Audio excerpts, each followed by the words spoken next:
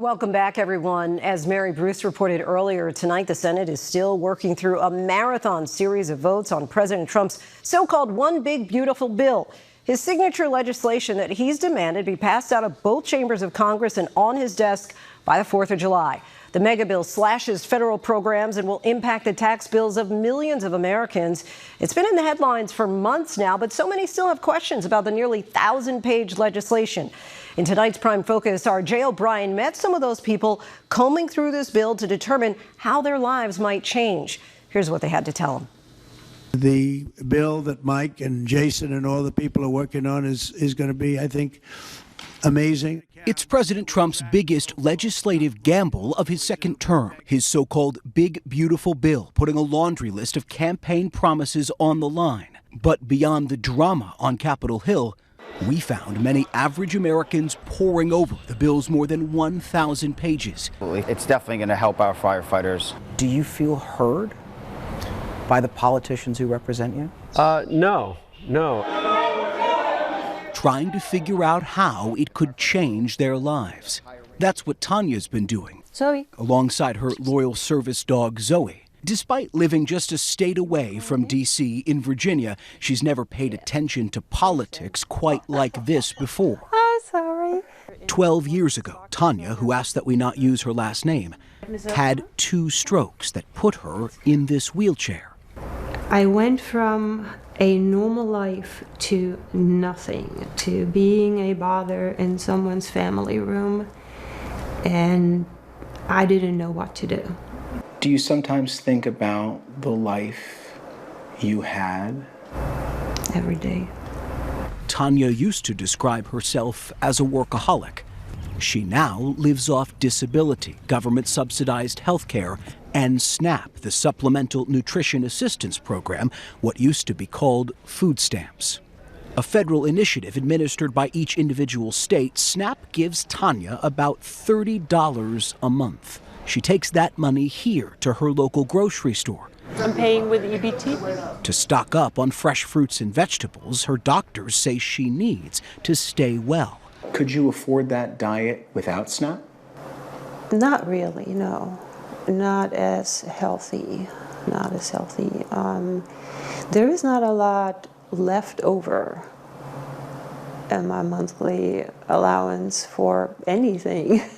But that GOP mega bill currently cuts roughly $186 billion from agriculture programs over the next decade, most of it coming from SNAP. And for the first time in the program's history, it forces most states to pick up part of the tab for food assistance benefits. Republicans say they're making SNAP more viable and cutting down on waste, but all of it leading to concerns that support for those like Tanya could be squeezed even more. How closely have you followed this bill? So, very close at the beginning, and then I stopped because it is so scary. Had you ever followed a bill that closely before? No. Between the 911 calls, like the one that came over the loudspeakers right when we arrived, firefighters here in Englewood, New Jersey, and across the country are also keeping a close eye on Congress. That's because this GOP mega bill includes a key Trump campaign promise: no federal income taxes on tips and overtime. And first responders work a lot of overtime. Last year I put in about 500 hours of overtime. 500 hours of overtime. Now, what if that overtime wasn't taxed? It certainly lightens the burden for your family. Pays for things like childcare and some rest, some vacations. So this is a ladder truck, tower ladder. Each department's a little bit different. The National Firefighters Union has endorsed the tips and overtime sections of the bill. Matt Caliente is a former firefighter and the organization's New Jersey president. He's also an accountant who does the taxes of some of his fellow first responders. When they do their tax return at the end of the year, it could be in the thousands of dollars that a firefighter could get more of a refund when they do their taxes, for sure. The officially titled One Big Beautiful Bill Act is largely about taxes. It makes Trump's 2017 tax cuts permanent, meaning most Americans won't see a major change on their yearly filings, but also won't pay more. The most recent estimate from the nonpartisan Congressional Budget Office finds the bill will add about $3.3 trillion to the federal deficit over 10 years, largely because of Trump's tax cuts. Some Republican spending hawks pushing to pay for those tax breaks with steeper cuts to programs like Medicaid, health insurance for low-income Americans, and those with disabilities. Many Medicaid recipients erupting in protests on Capitol Hill. Ruben Bastel is a lab technician at a New York hospital whose brother is on Medicaid. He's able to live today because he has Medicaid and health care coverage. This mega bill could potentially cause an estimated 11.8 million people to lose their Medicaid coverage over the next decade, largely because of new work requirements and significant changes to how states cover their Medicaid costs. Republican leaders say their goal is to crack down on waste, fraud, and abuse in the system. Eventually, the hospitals are going to have to close their doors. What is that going to do to patient care in general? Patient care is definitely going to delay it a lot.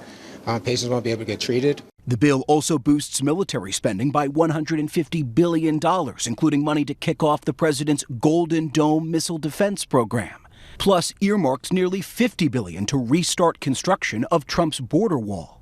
But it's another obscure issue that could doom the package's chances in a razor-thin House GOP majority, raising the cap on how much Americans can deduct their state and local taxes from their federal income tax, nicknamed SALT. The SALT cap. SALT. It's a make-or-break issue for Republicans from high-tax states like New York and California. But in the outskirts of Philadelphia, it's another tax portion of the bill that's worrying Micah Gold Markell. He's the founder of Solar States, a solar panel company where business has never been better, thanks to green energy tax incentives passed about 3 years ago under President Biden. This is an American-made solar panel. Right now, Trump's signature bill gets rid of many of those incentives. Come on up. Be careful. Don't fall off the roof. Which Micah warns will lead to less demand and likely force him to let go of half of his 60-person company, some of whom he says voted for the president in this key swing state. The hardest part of being a business owner is laying people off, hands down. You're sitting there telling them they got to stop their dreams. It's terrible. Are you worried you're going to have to do that more? Man, I'm really worried about that. Yeah. The budget bill largely helps to expedite production for the oil and gas industry. The day before we met, Micah traveled to D.C. to plead with lawmakers to give the same attention to green energy businesses. I think some think that the jobs are not real. And I don't know, other than to come in front of them and to tell them, I was born in West Philly. This is my job. I don't know what else to say to them. And some of them still look you in the face and they just don't believe you. Do you think the average American understands that there are people behind the language in this bill? People like you? Yeah, no.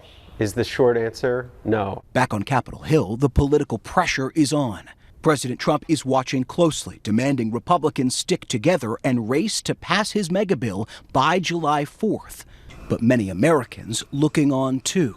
From this cozy apartment to a firehouse to a warehouse and all the other places across this country where politics becomes about people. So many will feel it one way or another. Our thanks to Jay O'Brien for that.